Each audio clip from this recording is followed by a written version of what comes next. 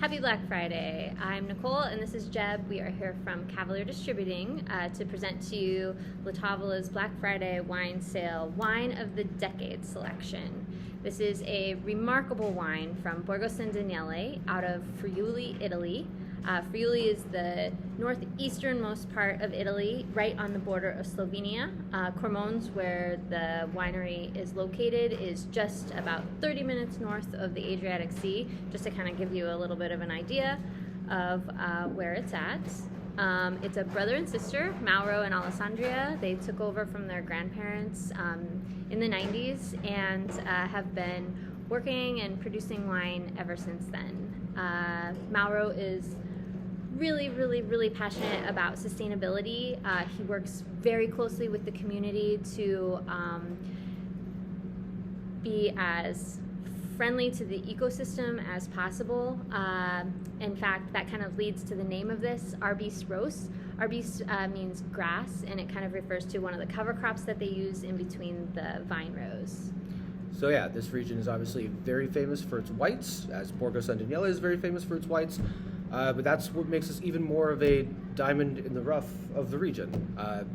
You have Pignolo as the grape, which was a grape that was effectively lost to history after phylloxera. It's an extremely finicky grape.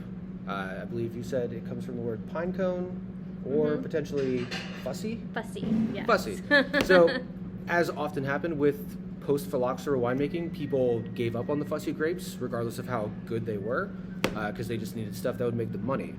Thankfully, with modern winemaking and time going on, these kind of grapes are now able to be resurrected, and this grape was found in a monastery, outside of a monastery rather, Yes. and has been revived by 8 or so producers. Yeah, like there might be like 10 people making these wines now. So the thing to know about this grape is it is tannic as hell.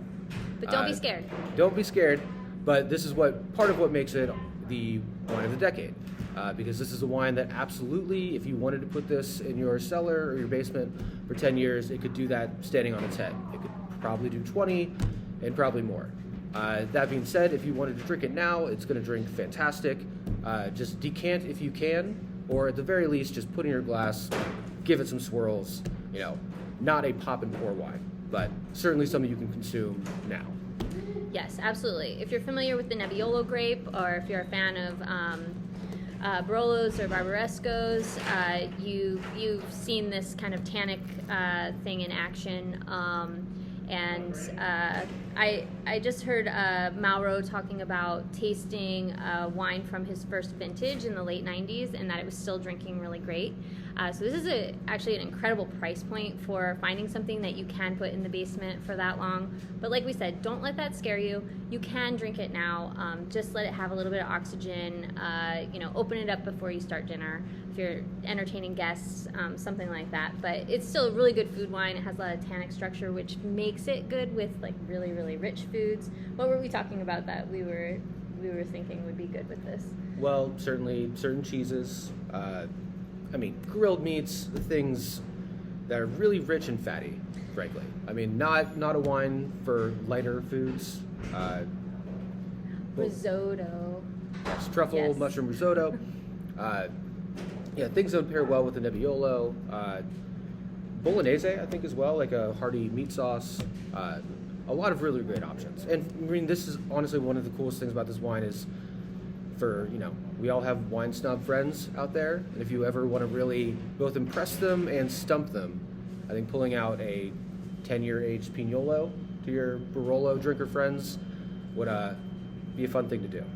Yes, and if you've kind of followed our little videos on Wine of the Moment, Wine of the Year, and Wine of the Decade, this is going to be the biggest of the three. It's going to, have the most muscles of the three. They kind of ascend as far as like strength and muscularity go, and this is focusing a lot on muscles here because it is just such a big wine, and definitely a showstopper.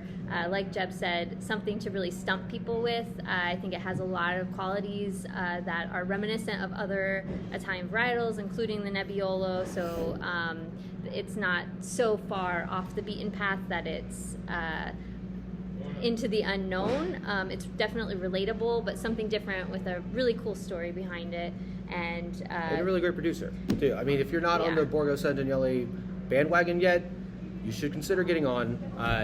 They don't have a ton of name recognition still in the States, but they are absolutely beloved by tons of Michelin star restaurants in Europe.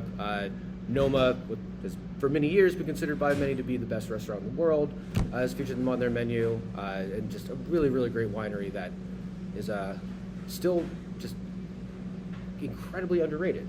In the U.S. anyway, US. yes. And if any of you follow the Gambaro Rosso or the Tre Becchieris, Mauro has won over 10 times for his Arbis Blanc. So again, it's predominantly a white winemaking region, so that's kind of where most of his notoriety is concerned. But this one being just a really, really cool red expression from the region. So I hope that you all think about giving it a try. Cheers. All right, cheers.